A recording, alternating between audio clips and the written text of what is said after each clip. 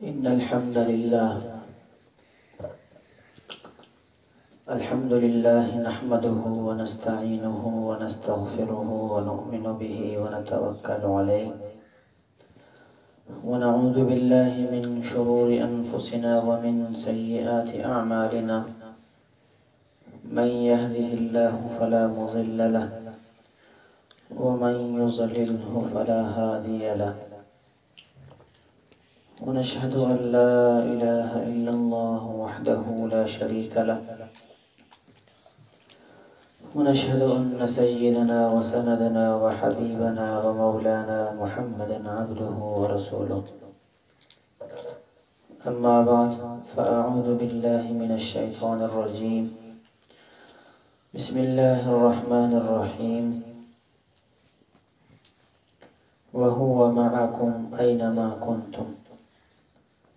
صدق الله العظيم وصدق رسوله النبي الكريم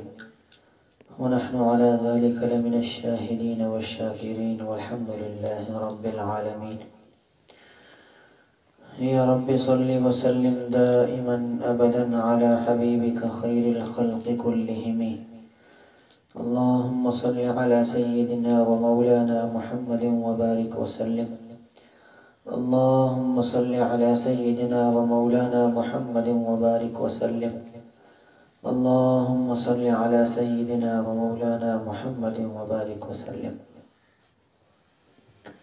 میرے انتہائی واجب الاحترام قابل عزت تکریم میری مسلمان غیور مائیں بہنیں اور میرے محترم بھائیوں،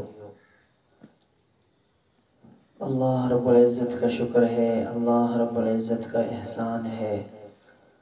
اس کی کرم نوازی ہے، اسی کا فضل ہے۔ اللہ رب العزت نے دنیا کی رنگینیوں سے ان ترقی یافتہ لوگوں میں، ترقی یافتہ دور کے اندر جہاں لوگ دنیا میں ایک دوسرے کو پیچھا کرنے کی کوشش میں ہیں، وہیں اللہ رب العزت نے ہم سب کو اپنے دین سے متعلق کچھ باتیں سننے اور کچھ باتیں کرنے کی توفیق عطا فرمائی ہے۔ یہ محض اسی کا فضل ہے، اسی کا کرم ہے، اسی کی جود و سخا ہے، جسے چاہے ذالک فضل اللہ یؤتیہ من یشاء، جسے چاہے وہ نواز دے، جسے چاہے عزت دے دین دے کر، اور جسے چاہے راندہ درگاہ کر دے ابلیس کی صورت میں۔ تو میرے محترم بھائیوں اور میری محترم ماں و بہنوں، یہ دین اسلام یہ ایک عالمگیر دین ہے، یہ صرف ایک قبیلہ، ایک طائفہ، ایک ملک، ایک علاقہ، ایک ضلع کے لیے مخصوص نہیں ہے، بلکہ ایک عالمگیر دین ہے۔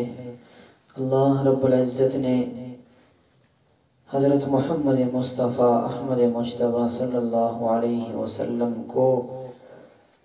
بطور انعام ہم سب کو اللہ رب العزت نے حضرت محمد مصطفیٰ صلی اللہ علیہ وسلم کی امت میں بھیجا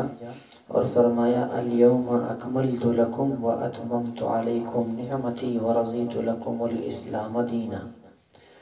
اور دوسری جگہ فرمایا ان الدین عند اللہ الاسلام، اب میرے محبوب پیغمبر صلی اللہ علیہ وسلم کے بعد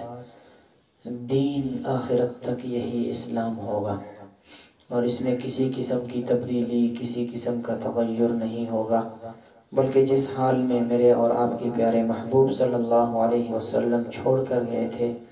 اسی حالت میں قیامت کے دن معتبر ہوگا اور اسی حالت میں امتحان ہوگا۔ آپ حضرات کے سامنے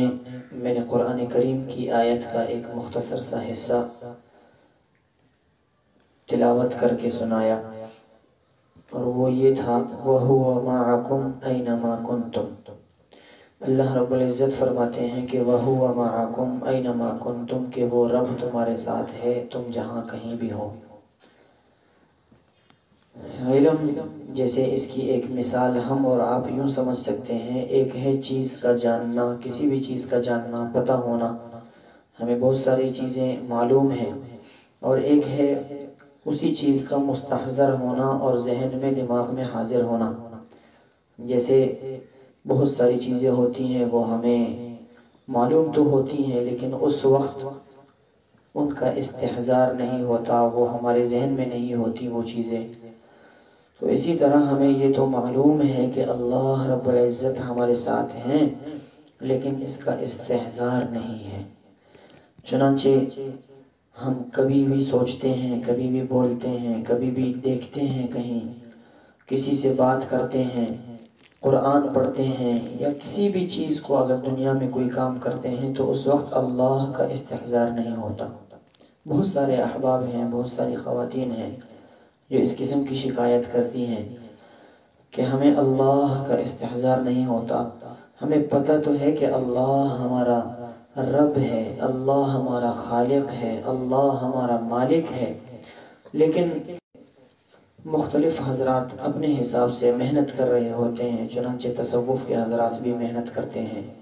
سلسلہ عالیہ نقشبندیہ ہے، سلسلہ سہروردیہ ہے، سلسلہ چشتیہ ہے. اسی طرح تصوف کے دیگر مراتب ہیں اور مراسل ہیں اور دیگر جو نہ وہ سلسلے ہیں جہاں انسان کے اندرون انسان پر محنت کی جاتی ہے. ایک تو ہمارا ہے ظاہری انسان جو جسم ہے، جس کے ہاتھ ہے، پیر ہے، کان، ناک، زبان، یہ ساری چیزیں، اور ایک ہے اندر کا انسان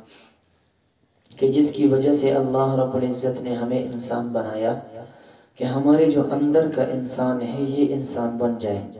اور اسی کے لیے محنت کی جاتی ہے، اسی کی تربیت کے حوالے سے ہر ممکن کوشش کی جاتی ہے.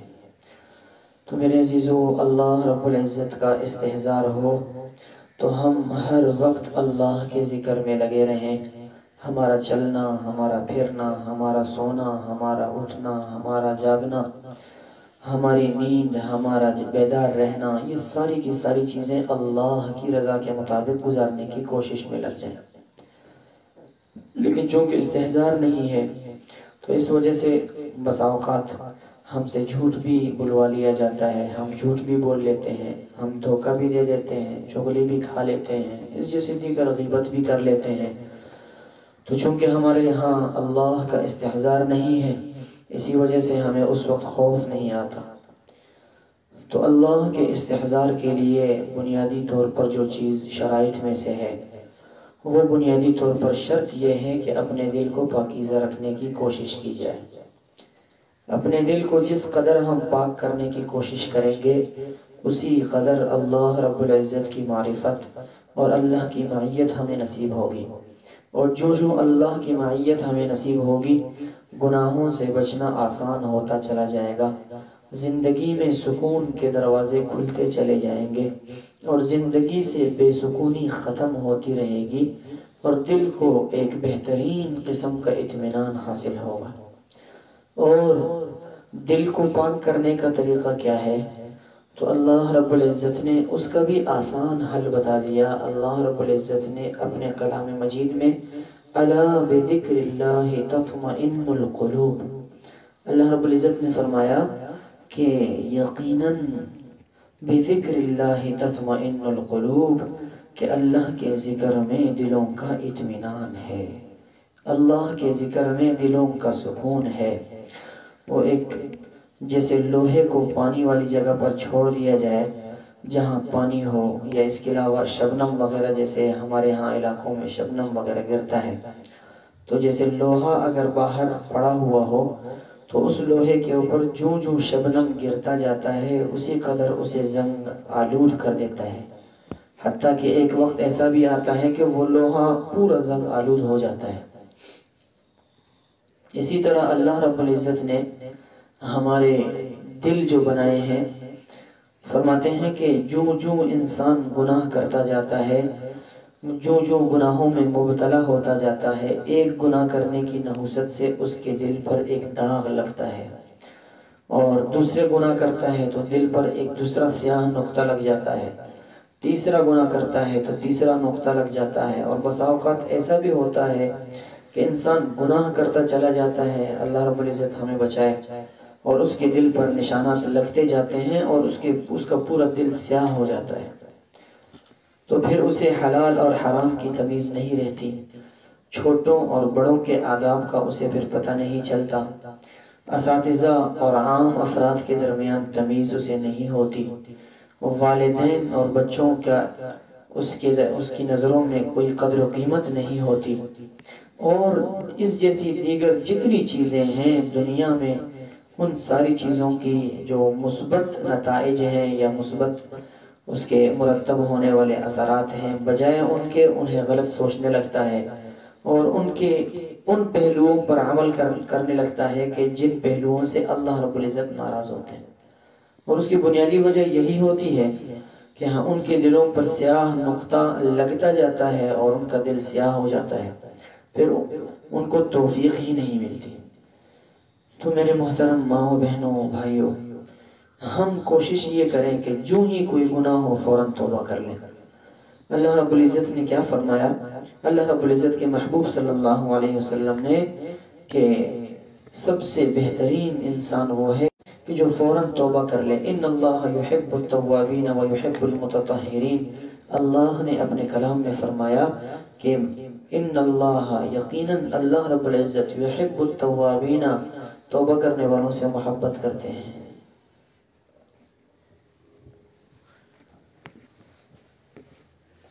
تو ہم جس قدر حد سے گناہ ہو، کوئی بھی گناہ ہو جائے، غیبت کر لی فوراً توبہ کر لیا، اور جس کی غیبت کی اس سے بھی معافی مانگ لی، اور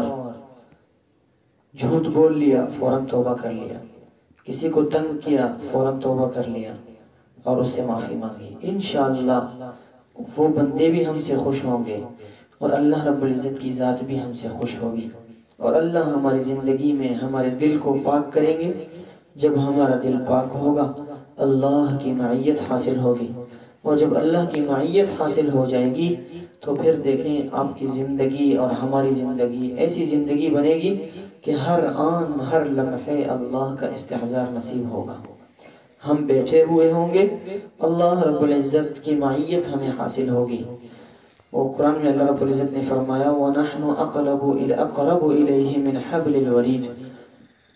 انسان کی جو سب سے زیادہ انسان کی زندگی سے قریب ترین جگہ ہے وہ شہرت ہے۔ اللہ رب العزت نے فرمایا وَنَحْنُ أَقْرَبُ إِلَيْهِ مِنْ حَبْلِ الْوَرِيدِ، کہ اس انسان سے ہم اس کی شہرت سے بھی زیادہ قریب ہیں، اور وہ اس صورت میں ہے، اس صورت میں اس کا استحضار ہوگا کہ جب ہم گناہوں سے بچیں گے، گناہ ہو بھی جائے تو فوراً توبہ کر لی،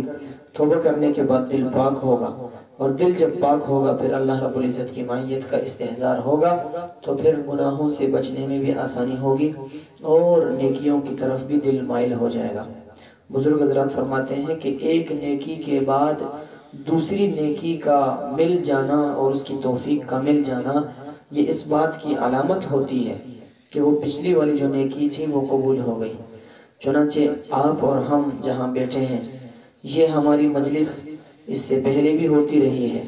تو اس سے پہلے اس مجلس میں جو جو میری مائیں اور بہنیں شریک تھیں، جو جو بھائی شریک تھے،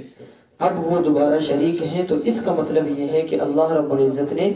ہم نے جو پچھلی دفعہ جو باتیں سنی تھی وہ اللہ رب العزت نے ہمارا سننا قبول فرما لیا ہے،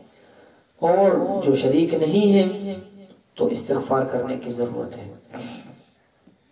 فجر کی نماز ادا کی، ظہر کی نماز کی توفیق مل گئی اور ظہر کی نماز اپنے وقت پر ادا کی، اس کا مطلب یہ ہے کہ پچھلی نماز قبول ہو گئی۔ دو بھائی، دو بہنیں، دو ہمسائے ایک دوسرے سے آج ملے، کل اگر دوبارہ وہ مل لیتے ہیں اور آپس میں محبتیں بانٹتے ہیں تو اس کا مطلب یہ ہوا کہ گزشتہ جو ملاقات تھی وہ اللہ کے ہاں مقبول ہو گئی ہے۔ تو اس واسطے اس پر ہم جتنا اللہ کا شکر ادا کریں، نیکیوں کی طرف بڑھنے کی کوشش میں لگے رہیں، گناہ ہو جائے فوراً توبہ کر لیں۔ بعض ہوتے ہیں کہ وہ گناہ کرتے ہی نہیں ہیں، وہ تو بالکل افراط کا شکار ہیں، گناہ کرتے ہی نہیں ہیں اور کہتے ہیں کہ ہم تو گناہگار ہیں، کیا کریں، گناہ ہو جاتے ہیں، معافی نہیں مانگتے۔ اور ایک وہ ہیں کہ جو گناہ تو کرتے ہیں لیکن وہ ایک دفعہ جو ہے توبہ کر لیا، پھر اس کے بعد اس سے جو ہے توبہ کی نوبت ہی نہیں آتی، دوبارہ گناہ کر لیتے ہیں، پھر دوبارہ توبہ نہیں کرتے، اور پھر وہ کہتے ہیں کہ اللہ جو ہے نا پتہ نہیں ہمیں معاف فرمائے گا نہیں فرمائے گا۔ اور دوسرا جو طبقہ ہے جو تفرید کا شکار ہے وہ یہ ہے کہ جو گناہ کرتے ہی رہتے ہیں، ہمیشہ گناہ کرتے ہیں اور معافی ہی نہیں مانگتے ہیں، اور جب ان سے بات کہی جائے کہ بھئی اللہ کی پناہ، اللہ سے معافی مانگو، دین کی طرف آؤ، نماز پڑھو، کلمہ پڑھو اور اپنے دین کی اصلاح کی فکر کرو، تو وہ کہنے لگتے ہیں کہ اللہ غفور رحیم ہے، معاف فرمائے گا۔ ٹھیک ہے، دونوں افراد اپنی جگہ پر غلط کرتے ہیں۔ پہلی قسم کے جو افراد ہیں جو معافی نہیں مانگتے اور گناہ کرتے رہتے ہیں، تو ان کے لیے یہ ہے کہ انسان بنا ہی اسی لیے ہے تاکہ اسے آزمائش میں ڈالا جائے، اور آزمائش میں ڈالنے کے بعد ہی اس کے امتحان کا پتہ چلتا ہے۔ ایک چیز آنکھیں نہیں ہے کسی کی،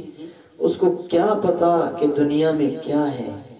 ایک بندے کی زبان ہی نہیں ہے، کہ زبان ہے ہی نہیں، تو اسے کیسا پتہ چلے گا کہ روٹی کا ذائقہ یہ ہے، آم کا ذائقہ یہ ہے، یہ اس پھل کا ذائقہ ہے، یہ اس پھل کا ذائقہ ہے۔ تو جب اللہ نے یہ چیزیں دی ہیں تو اسی کا امتحان ہوگا، اور جو چیزیں نہیں دی ان کا امتحان نہیں ہوگا۔ چنانچہ جن کی آنکھیں نہیں ہیں، قیامت میں ان سے آنکھوں کے بارے میں سوال نہیں ہوگا۔ جن کا دماغ نہیں ہے ان سے دماغ کے بارے میں سوال نہیں ہوگا۔ جن کے ہاتھ نہیں ہیں ہاتھ کا سوال نہیں ہوگا۔ تو یہ چیزیں دی ہی انسان کو اسی لیے ہیں، وَمَا خَلَقْتُ الْجِنَّ وَالْإِنسَ إِلَّا لِيَعْبُدُونَ، کہ انسان ان چیزوں پر غور کر کے اپنے اللہ کو پہچانے۔ چنانچہ اس کائنات پر اگر کوئی غور کرے تو یہ غور کرنے سے ہی پتہ چلتا ہے کہ اس کا خالق اور مالک ایک ہی ہے، اور وہ ہے اللہ۔ یہ آسمان ہے، یہ زمین ہے، نظام شمسی ہے، سورج کا نظام ہے، یہ ساری کی ساری چیزیں ویسے تو نہیں بنی، میرے اللہ نے یہ ساری کی ساری چیزیں بنائی ہیں۔ تو اس واسطے ان پر سوچنے کی ضرورت ہے، نیکیوں کی طرف راغب ہونے کی ضرورت ہے، اور یہ نیکیاں، یہ توفیق کا مل جانا دل کو پاکیزہ رکھنے سے ہوتا ہے۔ جب انسان دل پاکیزہ رکھتا ہے تو اللہ رب العزت دلوں میں اپنی معیت کا استحضار فرماتے ہیں، اور پھر وہ نیکیوں کی توفیق بھی مل جاتی ہے، اور وہ بندہ نیکیوں کی طرف مائل ہوتا چلا جاتا ہے، گناہوں سے بچتا چلا جاتا ہے۔ ایک دفعہ گناہ ہو گیا، دوسری دفعہ توبہ کر لیا فوراً، اور جیسے ہی دوسرا گناہ ہوا فوراً توبہ کر لیا۔ اب یہ نہیں سوچنا پتہ نہیں معاف ہوگا نہیں ہوگا۔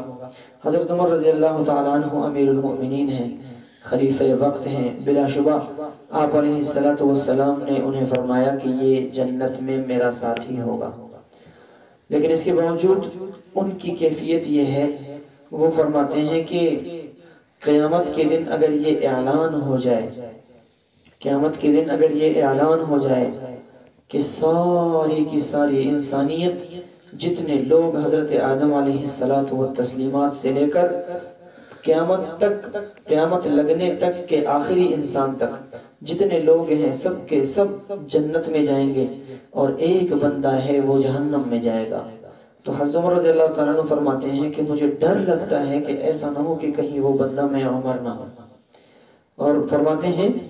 کہ اگر یہ اعلان ہو جائے کہ ساری کی ساری انسانیت دوزخ میں جائے گی، صرف ایک بندہ جنت میں جائے گا، تو کہتے ہیں کہ مجھے امید ہے اللہ کی ذات سے کہ میں وہ ایک بندہ میں ہی ہوں گا۔ تو اس واسطے انسان کی زندگی ہی بنی اسی لیے ہے کہ وہ خوف اور امید سے زندگی گزارے۔ لا تقنطوا من رحمت اللہ، جتنے گناہ ہو جائیں، کہتے ہیں کہ زمین اور آسمان کے بیچ کا جو خلا ہے وہ اگر گناہوں سے بھر دیا جائے، اور یہ آسمانوں سے اوپر تک جتنے آسمان ہیں یہ سارے کے سارے گناہ ہوں، سمندر کے جاگ کے برابر گناہ ہوں، اور یہ ریتیلی جتنے ریت کے ذرات ہیں ان کے برابر گناہ ہوں، اس کے باوجود اگر ایک دفعہ انسان سچے دل سے کہے کہ اے اللہ میری توبہ، تو اللہ رب العزت ان تمام گناہوں کو مٹا دیتے ہیں۔ اور اگر ندامت سے کہے اور سچے دل سے کہے تو باقاعدہ حدیث میں آتا ہے کہ اس کے بدلے جو ہے نا وہ جتنے گناہ تھے، بس اوقات ایسا بھی ہوتا ہے اللہ رب العزت ان تمام گناہوں کو نیکیوں میں بدل دیتے ہیں۔ کتنی بڑی بات ہے، گناہ ہو گیا، ہم نے شرک تو نہیں کیا، الحمدللہ، شرک بھی سب سے بڑا گناہ ہے اللہ کی نظر میں۔ کہتے ہیں کہ شرک کرنے والا آدمی بھی اگر ایک دفعہ سچے دل سے کلمہ پڑھ لے اور اللہ کی وحدانیت کو قبول کر لے، اللہ رب العزت فرماتے ہیں کہ سارا کا سارا جس نے شرک کیے سب کو معاف کر دوں گا۔ تو الحمدللہ ہم مسلمان ہیں، 5 وقت کی نماز کے پابند ہیں، زندگی دین کے مطابق گزارنے کی کوشش کرتے ہیں۔ اگر ایک چھوٹا سا گناہ ہو جائے تو اس پر ہمیں ڈرنے کی ضرورت تو ہے، لیکن نا امید ہونے کی ضرورت نہیں ہے، نا امید نہیں ہونا چاہیے، بلکہ اسی وقت اللہ کے سامنے سجدہ ریز ہوں کہ اے اللہ تو نے ہمیں پیدا کی عبادت کے لیے، تیری ذات نے ہمیں جو تخلیق کا مقصد دے کر بھیجا کہ عبادت کرنا، ہم سے بھول ہوئی، ہم سے خطا ہوئی، ہمیں معاف فرما، تو اللہ رب العزت معاف فرمائیں گے۔ اور جتنی نیکیاں کریں وہ اللہ سے منوانے کی کوشش کریں اور اللہ سے مانگیں۔ فَقُلْتُ اسْتَغْفِرُوا رَبَّكُمْ إِنَّهُ كَانَ غَفَّارًا يُرْسِلِ السَّمَاءَ عَلَيْكُمْ مِدْرَارًا وَيُمْدِدْكُمْ بِأَمْوَالٍ وَبَنِينَ وَيَجْعَلْ لَكُمْ جَنَّاتٍ وَيَجْعَلْ لَكُمْ أَنْهَارًا۔ قرآن کریم میں سب سے زیادہ انعامات جن لوگوں کے لیے ہیں اور جن کی تعریف ہے وہ استغفار کرنے والے ہیں۔ گناہ ہو گیا تب بھی استغفار کرنا ہے، توبہ کرنا ہے، اور نیکی ہو گئی اس کے بعد پھر استغفار کرنا ہے۔ کیوں؟ اس لیے کہ ہو سکتا ہے کہ ان نیکیوں میں جس طرح نیکیوں کے حقوق تھے اس طرح ہم نے ادا نہ کیے ہوں۔ استغفار کا فائدہ کیا ہے؟ اللہ رب العزت نے فرمایا انہو کان غفارا، پہلا انعام یہ ہے کہ وہ معاف فرما دے گا، جو جو کوتاہیاں ہیں وہ معاف فرما دیں گے۔ یرسل السماء علیکم مدرارا، آسمان سے بارش برسائیں گے، اور رحمت والی بارش، رحمت والی ایسی بارش کہ جو بیماریوں کو لے جائے، جو بے سکونی کو ختم کرے، جو زندگی میں امید کی کرن پیدا کرے۔ وَيُمْدِدُكُمْ بِأَمْوَالٍ، اگر مال نہیں ہے مال کی وافر مقدار آپ کے گھر میں لگا دے، اور ایسا مال کہ جو نہ فتنہ ہو اور نہ وبال ہو۔ وَيُمْدِدُكُمْ بِأَمْوَالٍ وَبَنِينَ، اور اگر اہل و عیال نہیں ہے، اولاد نہیں ہے، تو اولاد بھی صالح عطا فرمائیں گے۔ وَيَجْعَلْ لَكُمْ جَنَّاتٍ، اور دنیا میں بھی باغات، آخرت میں بھی باغات۔ وَيَجْعَلْ لَكُمْ أَنْهَارًا، اور نہروں کا جو نظام ہے، یہ نہر جو خوشیوں کا سامان ہے وہ بھی آپ کے لیے اللہ رب العزت بنا دیں گے۔ تو اس واسطے میری معزز ماں و بہنوں، میرے محترم دوستوں بھائیوں، ان پر سوچنے کی ضرورت ہے، ان پر فکر کرنے کی ضرورت ہے۔ یہ ساری کی ساری چیزیں ہمیں معلوم ہیں، یہ ٹوٹی پھوٹی باتیں جو ہم کرتے ہیں صرف اس لیے کرتے ہیں کہ ہم سب کو عمل کی توفیق مل جائے اور استحضار ہو جائے اور ہمیں یاد ہو جائے، کیونکہ جیسے ہی جو باتیں زیادہ انسان بولتا ہے تو وہ پھر عموماً انسان کے دل میں وہ باتیں اثر انداز ہوتی چلی جاتی ہیں، دل میں وہ چیزیں یاد رہتی ہیں اور ان چیزوں کی معرفت بھی حاصل ہوتی ہے۔ تو اسی طرح ہم جب مستقل اللہ رب العزت کے ذکر میں لگے رہیں گے اور آپس میں مذاکرہ کریں گے، آپس میں باتیں کریں گے اللہ کے دین سے متعلق، تو اللہ رب العزت ہمیں ہمارے دل میں بھی دین کو پیدا کرنے کی جو ہے ایک تڑپ پیدا فرما دیں گے۔ پھر اس کا نتیجہ یہ ہوگا کہ ہم دین کی فکر بھی کریں گے اور دین کی طرف راغب بھی ہوں گے، اور اس کے بعد پھر اللہ رب العزت ہمیں آگے بھی دین میں ترقی دیں گے، اور دنیا کی جو ہماری زندگی غفلت میں گزری ہے اس سے بچنے کی بھی توفیق عطا فرمائیں گے آئندہ، اور گزشتہ جو غفلت تھی اسے معاف فرمائیں گے۔ اور اگر سچے دل سے ہم نے اپنی زندگی میں تبدیلی لانے کی کوشش کی تو اللہ رب العزت گزشتہ جو غفلتیں ہم نے کی ہیں سب کو اللہ رب العزت نیکیوں میں بھی تبدیل فرما دیں گے۔ اللہ رب العزت عمل کرنے کی توفیق عطا فرمائے۔ جو کچھ کہا گیا، سنا گیا، جو کچھ پڑھا گیا، اللہ رب العزت اس کو اپنی بارگاہ میں قبول فرمائے، اور ہم سب کو ان باتوں پر صحیح معنوں میں عمل کرنے کی توفیق عطا فرمائے۔